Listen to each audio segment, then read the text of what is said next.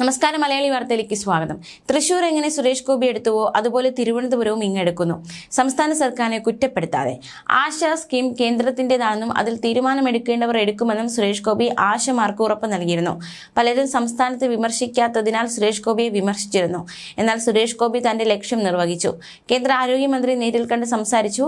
ആശമാരുടെ വേതനം വർദ്ധിപ്പിക്കുമെന്ന് ഇന്നലെ കേന്ദ്രമന്ത്രി പാർലമെന്റിൽ പ്രഖ്യാപനവും നടത്തി. ഇതോടെ ഡൽഹിയിൽ നിന്ന് ഫ്ലൈറ്റ് പിടിച്ച് സുരേഷ് ഗോപി തിരുവനന്തപുരത്തെത്തി. സകലരും ഞെട്ടിപ്പോയി.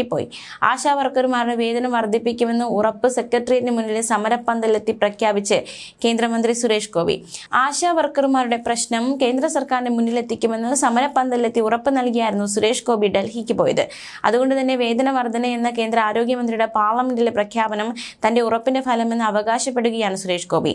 ഡൽഹിയിൽ നിന്ന് വിമാനമിറങ്ങി നേരെ സമരപ്പന്തലിലെത്തിയ സുരേഷ് ഗോപിക്ക് ആശാ പ്രവർത്തകരുടെ സ്നേഹവും നന്ദിയും ഏറ്റുവാങ്ങി.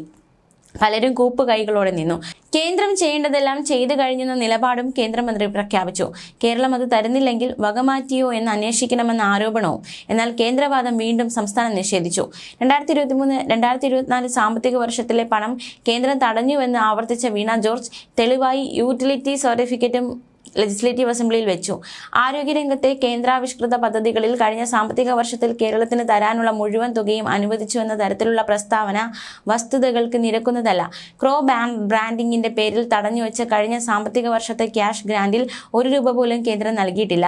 ഇത് സംബന്ധിച്ച് യൂട്ടിലൈസേഷൻ സർട്ടിഫിക്കറ്റ് നേരത്തെ കേന്ദ്രത്തിന് അയച്ചു കൊടുത്തിരുന്നു. 2025 ഫെബ്രുവരി വരെയുള്ള ഫിനാൻഷ്യൽ മോണിറ്ററിംഗ് റിപ്പോർട്ടുകളും ഇതിനോടകം അയച്ചു കൊടുത്തിട്ടുണ്ട്. ഈ റിപ്പോർട്ട് കേന്ദ്രത്തിന് ലഭ്യമാക്കുമ്പോഴാണ് അടുത്ത ഗഡു ഫണ്ട് അനുവദിക്കുക. ഇത് സംബന്ധിച്ച് NHM സ്റ്റേറ്റ് മിഷൻ നൽകിയ രേഖകൾ ആരോഗ്യവകുപ്പ് മന്ത്രി വീണ ജോർജ് ലെജിസ്ലേറ്റീവ് അസംബ്ലിയിൽ വച്ചു. 2023-2024 വർഷത്തിൽ NHMന് കേന്ദ്രം നൽകാനുള്ള തുക സംബന്ധിച്ച് ആരോഗ്യവകുപ്പ് മന്ത്രി കേന്ദ്ര ആരോഗ്യവകുപ്പ് മന്ത്രിക്കും കേന്ദ്ര ആരോഗ്യ സെക്രട്ടറിക്കും സ്റ്റേറ്റ് മിഷൻ നാഷണൽ മിഷനും കത്തയച്ചിരുന്നു.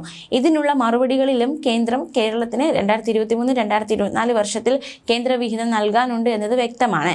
NHMന്റെ ആശ ഉൾപ്പെടെയുള്ള സ്കീമുകൾക്കോ സാധാരണ നിലയിലുള്ള പ്രവർത്തനങ്ങൾക്കോ ₹1 പോലും 2023-2024 സാമ്പത്തിക വർഷത്തിൽ അനുവദിച്ചിരുന്നില്ല.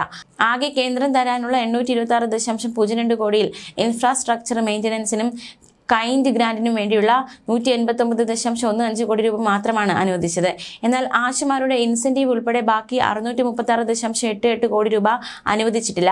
ആശാ പ്രവർത്തകരുടെ വേതനം വർദ്ധിപ്പിക്കുമെന്ന കേന്ദ്രമന്ത്രി JP നദ്ദയുടെയും പ്രഖ്യാപനത്തിന് പിന്നാലെയാണ് സുരേഷ് ഗോപി വീണ്ടും പന്തലിലെത്തിയത്. കഴിഞ്ഞ ആഴ്ച സമരക്കാരെ കണ്ട ആവശ്യങ്ങൾ ചോദിച്ചറിഞ്ഞ് കേന്ദ്ര സർക്കാരിനെ അറിയിക്കാമെന്ന് ഉറപ്പ് നൽകിയാണ് മടങ്ങിയത്.